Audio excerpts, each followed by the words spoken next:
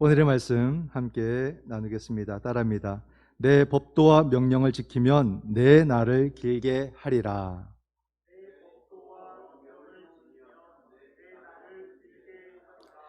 예, 제목이 좀 깁니다. 제가 다시 읽어보면 내 법도와 명령을 지키면 내 날을 길게 하리라 라는 하나님의 말씀입니다. 예, 이 말씀 제목을 잘 기억하면서 오늘의 말씀을 함께 묵상하고자 합니다. 코로나의 시간이 길어져서 이제는 그냥 일상이 되어진 것 같습니다. 이 시간 속에서 우리의 삶이 어떻게 바뀌었는지, 또 나의 삶의 모습은 어떻게 바뀌었는지, 어떤 변화가 있는지를 꼼꼼히 점검해보고 돌아보는 시간들을 가져가면서 우리들의 삶을 다시 우리가 모양을 만들어 가야 될 것 같습니다. 그냥 주어진 대로, 그냥 그런 대로 사는 것이 아니라 우리의 모든 상황들을 믿음으로 점검하고, 또 무엇이 부족한지, 또 무엇을 잘하고 있는지 보면서 우리의 모든 모습들을 믿음의 모습으로 만들어가는 것이 굉장히 중요합니다. 무엇 때문에 어찌할 수 없어서 이런 변명거리를 우리가 만드는 것이 아니라, 그럼에도 불구하고 믿음으로 우리가 만들어가야 되고 믿음으로 지켜가야 될 나의 모습은 뭔가, 이런 것들을 우리가 잘 살펴보는 것이 그리스도인의 삶의 자세다. 그래서 제가 계속해서 말씀을 드립니다. 이렇게 혼란하고 어려울 때일수록 그리스도인들이 더 모범이 되어야 된다. 이것이 우리들의 사명이고 이것이 바로 진정 우리들이 해야 할 일이다. 우리가 나아가서 다른 것을 하는 것이 아니라 이렇게 온 사회가 힘들고 지칠 때에 그리스도인들이 신앙의 힘이 무언가를 우리의 삶의 태도로 보여주는 거예요. 이러니까 내가 이러는 거야, 이런 식으로 우리가 회피하고 피해갈 국리를 찾는 것이 아니라, 남 탓하는 것이 아니라, 더욱더 이럴 때일수록 예수 그리스도의 그 정신과 그 믿음을 가지고 우리 사회를 잘 섬길 수 있다면 우리 사회도 다시 힘을 내어서 이런 어려움들을 돌파해 가고, 그럼으로써 세계를 이끌어가는 그런 민족이 될 것이다 라고 저는 믿습니다. 그렇기 때문에 이때를 위하여, 그죠? 에스더가 말하지 않습니까? 이때를 위하여서 한국교회를 세운 것이 아닌가, 이때를 위해서 그리스도인들을 부르신 것이 아닌가, 그렇게 생각을 합니다. 그렇기 때문에 우리가 정말로 어려울 때 빛나는 그런 그리스도인이 되어서 우리 사회를 정말로 예수 그리스도의 구원의 은총으로 채워나가는 그런 귀한 일꾼들이 될 수 있기를 주님의 이름으로 축원을 드립니다.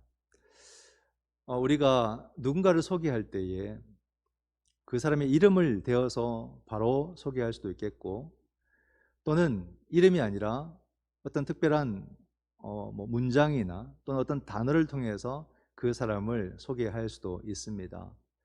예를 들면 그런 거죠.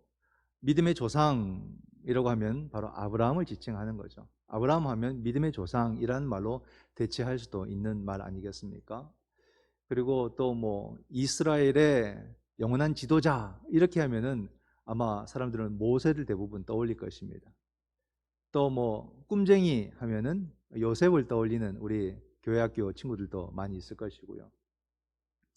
또 믿음의 왕 하면 누구를 떠올리겠습니까? 같은 생각이죠. 다윗, 우리가 다윗을 떠올리지 않겠습니까? 자, 그러면 지혜라고 하면은 누구를 떠올릴까요? 혹시 자기 이름이 지혜인 분들은 뜨끔하겠지만 이름으로서의 지혜 말고 지혜라고 하면은 우리가 어떤 이름을 떠올리게 됩니다. 누구를 떠올리겠습니까? 같은 생각이죠. 솔로몬을 우리는 생각하게 될 것입니다. 왜 지혜하면 솔로몬을 떠올리게 되냐면, 모두에게 다 지혜가 있지만 하나님은 특별히 솔로몬에게는 지혜를 능력으로 주셨어요. 그러니까 이 지혜하면 솔로몬인 겁니다. 참 대단한 하나님의 은혜를 받았는데요. 그래서 솔로몬은 이 지혜를 가지고 아주 유명한 판결들을 하게 됩니다. 우리가 잘 알다시피 두 여인이 한 아기를 두고서 서로가 그 아기의 어미라고 주장하는 그런 송사가 있었죠.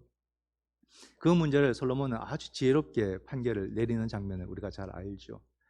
그리고 솔로몬의 지혜가 얼마나 유명했냐면, 하도 소문이 나서 이제 각 나라에서 그 솔로몬의 지혜를 듣고 싶어서, 또 배우고 싶어서 많은 사신들이 이스라엘을 찾아왔던 그런 이야기가 성경에 나타나 있습니다. 그만큼 이 솔로몬이라는 사람 대단하고 그 믿음도 참 대단한데, 오늘 우리는 솔로몬의 믿음을 좀 전체적으로 한번 보려고 합니다. 솔로몬의 이야기가 오늘 본문 가운데서 그 기도의 내용이 나옵니다. 근데 이 기도의 내용이 좀 정치적으로도 중요한 의미를 가지고 있는데요. 솔로몬이 왕이 됐습니다. 근데 이 솔로몬이 왕이 되는 과정은 생각보다 순탄치 않았습니다.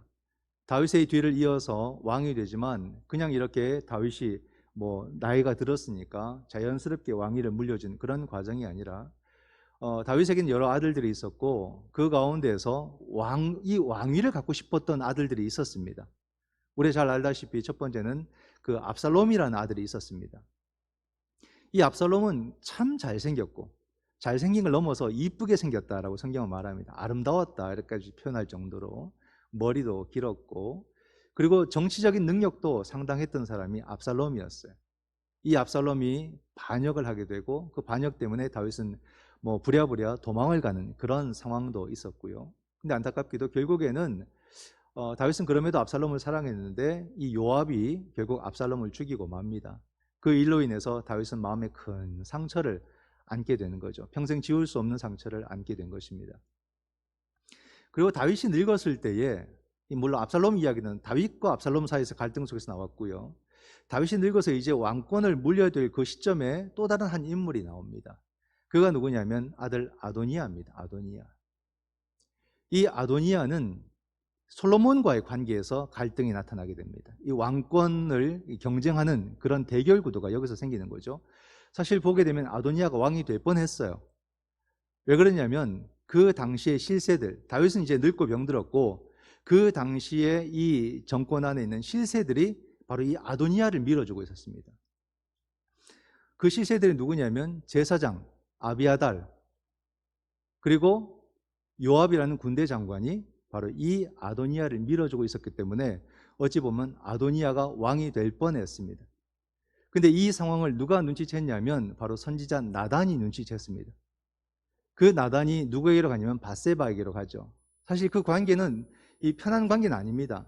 왜냐하면 다윗이 옛날에 밧세바를 이렇게 범할 때에 다윗을 아주 호되게 꾸짖은 사람이 나단이거든요. 밧세바와 우리아의 관계를 깨트린 사람도 다윗이고 그 관계를 고발하고 또 아주 혼낸 사람이 나단입니다. 근데 이제 세월이 흘렀고요. 그 나단이 바로 이 아도니아의 계획을 알고서 밧세바를 찾아가게 되고 그리고 그 밧세바와 이 나단이 또 다윗을 설득해서 겨우겨우 이 솔로몬이 왕위를 얻게 되는 것입니다. 이런 과정이 있었죠. 이걸 볼 때 솔로몬이 이스라엘의 왕이 되었지만 아직까지 완전히 지지 않는 그런 왕은 아니라는 것을 알 수 있게 됩니다. 그래서 이 솔로몬에게 필요한 것이 뭐냐면 왕으로서의 정당성이죠. 모든 사람이 인정할 만한 그런 정당성이 이 솔로몬에게 필요했던 겁니다. 그럼 그 정당성 어떻게 확보됩니까? 하나님께서 여호와께서 솔로몬을 왕으로 인정하실 때에 온 백성들은 솔로몬을 진정한 이스라엘의 왕으로 받아들이게 될 것이다 라는 거죠. 그런 가운데서 바로 솔로몬이 하나님과의 만남의 모습을 가지고자 기브온 산당으로 오게 된 것입니다. 그런 의미가 있는 거죠. 그 당시에는 예루살렘에 성전이 없었기 때문에 기브온 산당에서 제사를 드리기도 했습니다. 근데 그 기브온 산당에서 우리가 잘 알다시피 솔로몬이 어떤 제사를 드립니까? 1000번제를 드립니다. 대단한 거죠. 소, 양, 염소를 1000마리를 드렸다는 말입니다. 어마어마한 제사를 드리게 된 거예요. 그리고서는 그 기브온에서 솔로몬이 그날 저녁에 잠을 청하게 됩니다. 잠을 자는데 꿈에 하나님과의 만남이 이루어져요. 그때 하나님께서 솔로몬에게 묻습니다. 너가 원하는 바가 뭐냐? 이렇게 물어요. 그때 솔로몬이 뭘 구했냐면요. 오늘 본문에 보게 되면은 선악을 분별하는 능력을 달라고 그렇게 요청을 합니다. 이게 참 대단한데요. 선악을 분별한다라는 말이 무엇과 유사하냐면 창세기 보게 되면 아담과 하와가 동산 중앙에 있는 나무 열매를 먹고 난 뒤에 하나님이 염려하신 것이 뭐냐면 선악을 분별하는 나무 열매를 따먹을까 봐 그들을 동산에서 쫓아내는 장면이 나오지 않습니까?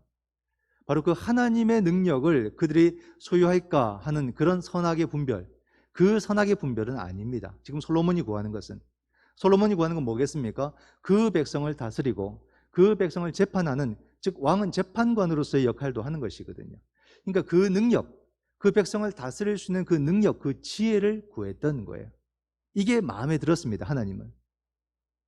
그렇기 때문에 하나님은 솔로몬에게 두 가지 말씀을 하십니다. 너가 너 자신을 위해서 어찌 보게 되면 부와 영광을 구하지 아니하고 바로 너가 지혜를 구했다.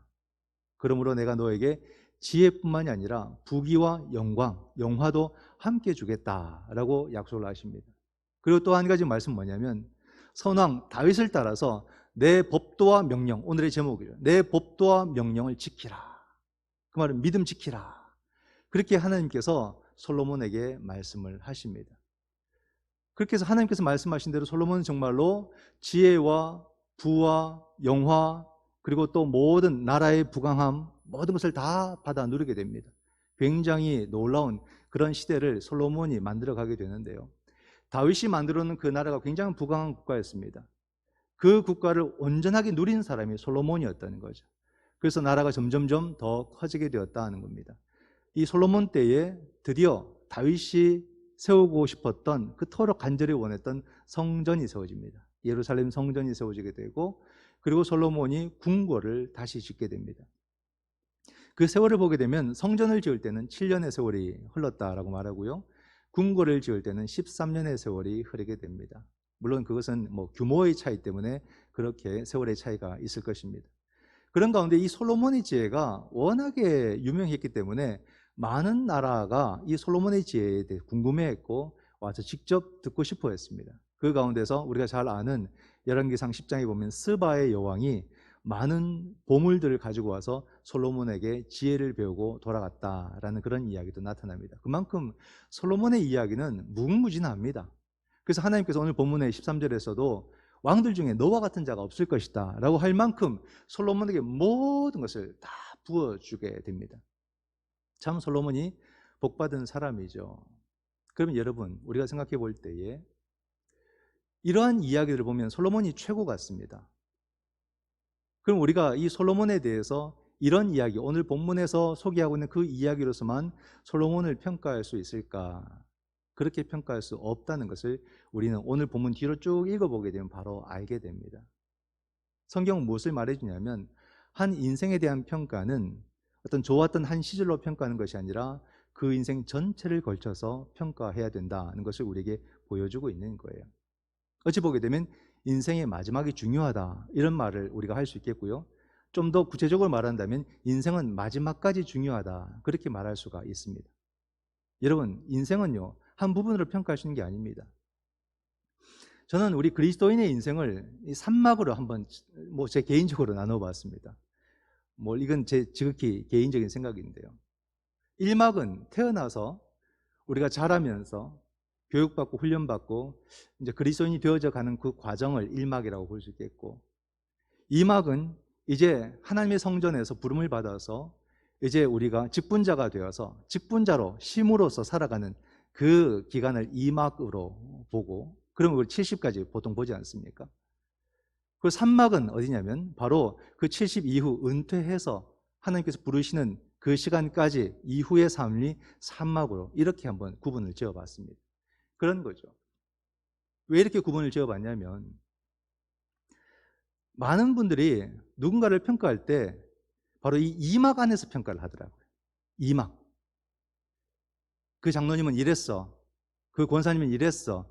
그 집사님은 이랬어. 라고 하는 그 모든 기간이 2막 안에. 그죠? 하나님의 교회에서 직분자로 부름받고 섬겼던 그 시간 안에서만 사람이 평가되어지는 것을 경험적으로 많이 봤습니다. 근데 성경은 그러면 안 된다는 겁니다. 우리의 모든 인생은 전체로 보아야 된다라는 거죠. 그러니까요, 우리가 시무를 끝낸 70 이후에 그냥 우리가 방심하면 안 된다는 겁니다. 그 사람의 온전함은 그 이후의 삶을 통해서 결국엔 다 평가를 받는 거죠. 은퇴한 이후에 어떤 삶을 사셨는가? 어떤 모습으로 사셨는가? 어떤 본이 되셨는가? 이걸 다 포함하는 겁니다. 그래서 우리는 1막도 중요하고 2막도 중요하고 3막도 중요하고 인생은 그러니까 이 모든 것을 다 포함해서 그 인생을 바라볼 때에 그 사람을 온전히 바라볼 수 있는 그런 모습이 된다는 겁니다. 그렇게 볼 때 여러분 우리 각자가 우리를 돌아볼 수 있겠지만은 오늘 솔로몬을 보게 되면은 솔로몬은 어찌 보면 1막과 2막이 아주 좋은 사람이었어요. 아주 좋은 사람. 어느 누구도 비교할 수 없을 만큼 최고다라고 말할 수 있는데 안타깝게도 여러분 성경을 계속 보게 되면 솔로몬은 3막을 실패하게 됩니다. 하나님을 누구보다도 열심히 섬기고 나라를 부강하겠지만 결국 하나님을 떠난 생명이 되었다라고 성경은 말해주고 있습니다. 성경 말씀은 열왕기상 11장 4절 말씀을 보게 되면은 솔로몬의 나이가 많을 때에 그의 여인들이 그의 마음을 돌려 다른 신들을 따르게 하였으므로 왕의 마음이 그의 아버지 다윗의 마음과 같이 아니하여 그의 하나님 여호와 앞에 온전하지 못하였으니. 이 말씀 보세요, 여러분. 열왕기상 11장입니다. 오늘 본문에서 멀지 않아요. 근데 이 솔로몬의 모습이 어떤 모습입니까? 우상숭배에 빠져버립니다. 너무 안타깝죠. 어찌 보면 누구보다 더 안타까운 상황이 벌어진 겁니다.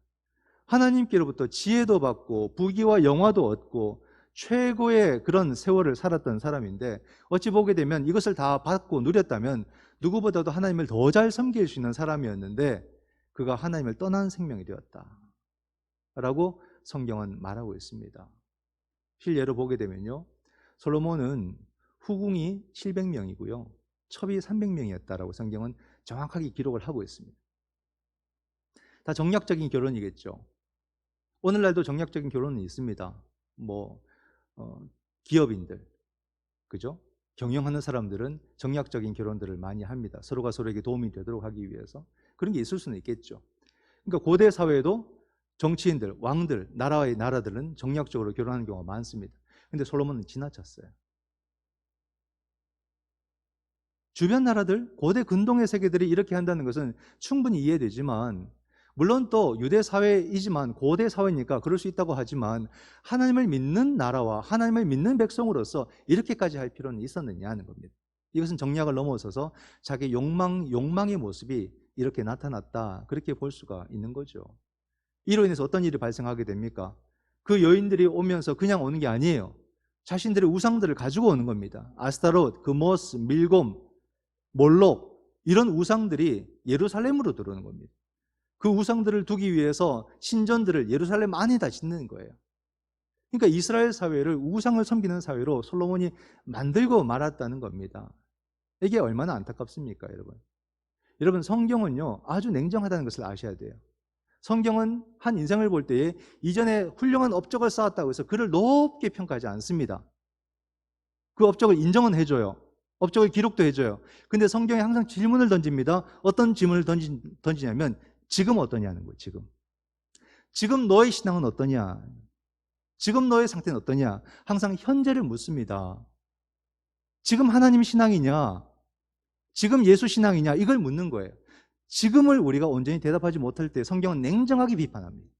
아니다, 틀렸다, 이렇게 말을 하는 거예요. 우리의 신앙을 과거로 말할 수가 없는 이유가 여기에 있는 겁니다. 성경은 지금 나의 신앙을 묻는 거예요. 지금 나의 상태를 묻는 거예요. 지금 너는 괜찮니? 이렇게 묻는 겁니다. 오늘 우리는 우리의 현재를 하나님께 말할 수 있어야 되는 거예요. 그러니까 여러분, 신앙이라는 것은요 하나님께 복받아서 겉이 화려해지는 것으로서 우리의 신앙을 정의할 수 없는 겁니다. 이게 바로 솔로몬이 보여주는 모습이에요. 부귀와 영화, 이것이 많이 쌓이면 신앙 좋다고 말할 수 있을까? 그죠? 부귀와 영화, 이걸 우리말로 말하면 돈과 권력 아니겠습니까? 이게 그 자체가 나쁜 건 아니에요. 부귀와 영화 나쁘지 않습니다. 하나님은 주셨잖아요. 솔로몬에게 주셨고 또 믿음의 사람들에게 주셨어요. 근데 여러분, 우리가 부귀와 영화라는 걸 가만히 한번 생각해 보세요. 돈과 권력이라는 것, 없을 때는 정말 갖고 싶어요. 정말 대단해 보이고요, 정말 필요해 보이고요, 좋아 보입니다. 근데 그것이 정작 주어지면 어떻게 될까요? 정작 주어지면요 사람은 금방 덤덤해져요. 그걸 보지 않습니까? 막 간절했던 의미가 정작 주어지고 나면 덤덤한 것들이 되고 맙니다. 쉬운 예로 지금 우리가 살아가는 삶의 자리를 한번 보세요.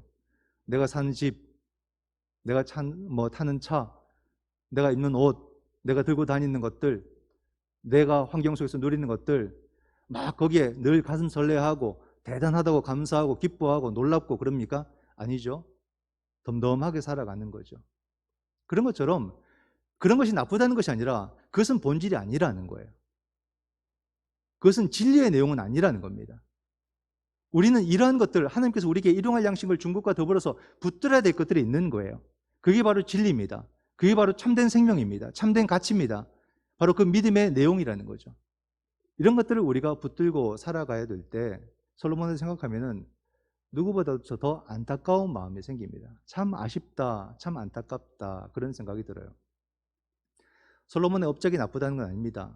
그 업적은 대단했고 다윗 이후에 정말로 나라를 정말 굉장히 크게, 굉장히 강한 나라로 만든 것은 사실이고, 성경도 솔로몬의 업적을 그대로 기록을 해주고 있습니다. 열왕기상 4장 20절로 21절 말씀을 보게 되면 오늘 본문에도 있지만 4장에도 나옵니다. 유다와 이스라엘의 인구가 바닷가에 모래같이 많게 되매 먹고 마시며 즐거워하였으며 솔로몬이 그 강에서부터 블레셋 사람이 땅에 이르기까지와 애굽 지경에 미치기까지의 모든 나라를 다스림으로 솔로몬이 사는 동안에 그 나라들이 조공을 바쳐 섬겼더라. 태평성대를 이뤘다라는 뜻입니다. 그 업적은 비교할 수가 없어요. 근데 성경은요, 업적은 업적이고 지금 어떠냐라고 물었을 때 솔로몬은 하나님을 떠나 있는 상태인 겁니다. 우상을 섬긴다는 거죠. 그럴 때 성경은 틀렸다라고 말을 하는 겁니다. 냉정해요. 그래도 이전 걸 생각해 줘야죠. 아니라는 겁니다. 지금 우리가 믿음 가운데 있느냐, 지금 하나님을 바르게 섬기느냐, 성경은 항상 현재적으로 우리들의 신앙을 점검하고 묻고 있다라는 사실입니다. 그럼 여러분, 정말 복된 인생이 뭘까? 우리는 부귀와 영화를 얻는 것이 복된 인생이라고 많이들 생각을 하는데 정말 복된 인생은 뭐냐는 거예요. 성경이 우리에게 말하는 것은 뭐냐면 솔로몬의 부귀와 영화가 진정한 복된 인생이 아니라 바로 오늘의 제목이죠. 하나님의 법도와 명령을 지키는 것이 복된 인생이다. 그 말을 해주는 거예요. 즉 하나님 잘 믿는 게 복이다. 이걸 말해주는 거예요. 그게 아니면 성경은 냉정하게 비판을 해버린다니까요. 우리의 인생을. 내가 정말로 하나님을 바르게 섬기는가? 난 정말로 그 믿음에 집중하고 있는가? 내 삶을 믿음으로 해석하려고 노력하는가? 여기에 우리가 온통 마음이 가야 되는데 우리의 현실은 사실 그렇지 않다는 겁니다. 기도할 때는 우리도 여러분 솔로몬의 지혜를 구합니다. 근데 우리는 습관적으로 어떤 마음을 금방 품냐면 솔로몬의 부귀와 영화의 마음이 가 있는 거예요. 그렇지 않습니까? 말로는 정말로 우리가 거창하게 믿음의 세계를 구합니다. 마음에는 부귀와 영화가 꿀뚝 같죠. 그런 겁니다. 그래서 딱 드러내놓고 그럼 둘 중에 뭘 택할래? 할 때 지혜를 택할까? 부귀와 영화를 택할까? 그죠? 한쪽은 조금 힘을 잃고 한쪽은 힘을 얻게 되는 그런 모습이 보여질 겁니다. 말로는 지혜를 구했지만 무엇을 선택하라 하면은 내 입으로 뱉었던 지혜는 구하지 않고 마음으로 품었던 부귀와 영화를 구하는 것이 나의 현 주소가 아닐까라는 것입니다. 여러분, 오늘 우리는 어떤 인생을 사는 것일까? 무엇을 구하며 사는 것일까? 한번 돌아보아야 됩니다. 솔로몬의 부귀와 영화, 여러분 그것은 어떤 것이냐면 바람처럼 구름처럼 이렇게 쑥 지나가는 것들이에요. 훅 지나가는 영원한 것이 아니라는 것을 우리는 알아야 됩니다. 그렇기 때문에 그것을 바라고 그것을 사모하다가는 우리의 인생이 주 안에서 무너지고 또 책망받게 되고 또 그것을 평가받게 되는 그런 아쉬운 인생이 되고 만다는 것을 오늘의 성경이 보여주고 있는 거죠. 여러분, 과연 우리는 믿음에 성공을 하는 사람일까? 믿음에 실패한 사람일까? 돌아봐야 됩니다. 방심할 수 없는 것이 모든 우리 인생 끝까지 봐서 우리 인생이 평가된다는 겁니다. 그 내용은 오직 믿음으로만 평가된다는 사실이에요. 예수님께서 하셨던 사역의 모습이 가르치고 고치고 전파하셨다라는 것입니다. 그 가운데 주님께서 가르치는 사역 중에서 말씀을 가르치실 때 구약의 인물들을 언급할 때가 있거든요. 아브라함도 한 번씩 언급하시고 또 모세도 언급하시고 다윗도 언급하시고 또 누가 있습니까? 선지자 중에서는 이사야나 예레미야나 또는 스가랴, 말라기 이런 말씀들을 또 인용을 하십니다. 근데 다른 인물들은 의외로 많이 인용을 안 하세요. 근데 주님께서 솔로몬을 언급하신 적이 있습니다. 그 말씀이 어디냐면 바로 마태복음 6장 28절과 29절 말씀입니다. 그 말씀을 보게 되면 또 너희가 어찌 의복을 위하여 염려하느냐? 들의 백합화가 어떻게 자라는가 생각하여 보라. 수고도 아니하고 길쌈도 아니하느니라. 그러나 내가 너희에게 말하노니 솔로몬의 모든 영광으로도 입은 것이 이 꽃 하나만 같지 못하였느니라. 솔로몬에 대한 평가가 이렇게 나오는 거예요. 보십시오. 솔로몬의 부귀와 영화보다 들에 핀 백합화가 더 귀하다. 이런 말씀을 하시는데 여러분 이 말씀을 우리가 이해할 수 있겠습니까? 받을 수 있겠어요? 놀라운 말씀이거든요. 우리는 이 말씀을 이해하기 어렵습니다. 여러분 드레핀 백합화는요 그냥 가서 딸 수도 있고요. 오늘날은 뭐 저기 꽃집에 가면은 적은 돈 주고도 살 수 있는 꽃 아니겠습니까? 솔로몬의 부귀와 영화는 그렇게 얻을 수 있는 게 아니죠. 근데 주님께서 여기서 그리스도인들이 가져야 될 시각을 말해주는 거예요. 그리스도인들은 하나님의 은혜로서 살아가는 그 생명과 그 존재가 얼마나 귀한지를 알아야 된다 이 말이에요. 볼 수 있어야 된다는 거예요. 은혜를 겸손하게 여기고 은혜를 받아 누리며 은혜를 우리가 온전히 감사하게 될 때 능력을 가지고 살아가는 인생이 얼마나 소중한지를 우리가 경험을 해야 되고 그 인생을 바라볼 수 있는 눈을 가져야 된다는 거예요. 이게 값지다는 겁니다. 이게 소중하다는 거예요. 부귀와 영화보다 하나님의 은혜를 덧입고 살아가는 그 인생과 그 삶과 그 존재가 얼마나 귀한지를 알아야 된다. 사실 나중에 솔로몬도 깨닫습니다. 그가 전도서를 썼는데 이렇게 이야기를 합니다. 전도서 1장 14절 말씀을 보게 되면요, 그가 후회하듯 말합니다. 내가 해 아래에서 행하는 모든 일을 보았노라. 보라, 모두 다 헛되어 바람을 잡으려는 것이로다. 부귀와 영화를 채우고 인생이 화려할수록 그 삶은 헛되다라고 고백할 수밖에 없다는 것을 말해주는 거죠. 여러분, 오늘의 우리의 삶은 무엇을 구하는 삶이고 무엇을 바라보는 삶인가? 은혜로 살아가는 그 삶의 가치를 아는 사람인가? 또 그 삶이 귀하고 그 삶이 아름답다, 그 삶이 능력이 있다는 것을 볼 수 있는 눈을 가진 사람인가라는 거예요. 주님께서 우리에게 분명하게 말씀합니다. 은혜로 사는 것은 솔로몬의 부귀와 영화와 비교할 수 없는 거다. 그렇게 말합니다. 믿음으로 사는 것은 솔로몬의 부귀와 영화보다 비교할 수 없는 거다. 그렇게 말씀해 주는 겁니다. 그 말씀의 간절함, 그 말씀의 그 가치를 우리는 깨달을 수 있어야 되고 느낄 수 있어야 되고 알아야 되는 거죠. 여러분, 우리 각자는 자기가 소중히 여기는 것이 있을 겁니다. 10이면 10가지가 있을 것이고요. 100이면 100가지가 있을 겁니다.